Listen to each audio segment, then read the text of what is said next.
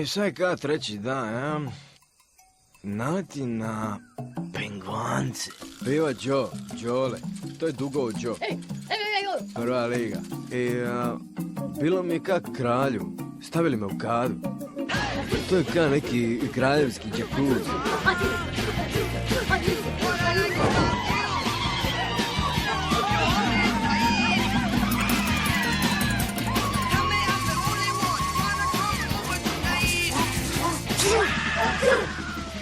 Bilo mi je kao sparno, ali otvorilo mi je sve pore, razumiješ? Ma prva liga, ono, dali su mi spizu u kadu. Ka, spiza i glazba.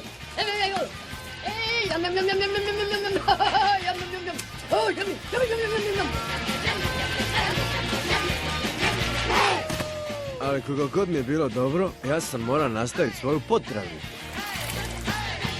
Hvala! Vidimo se ekipa poslije, mora nić sada.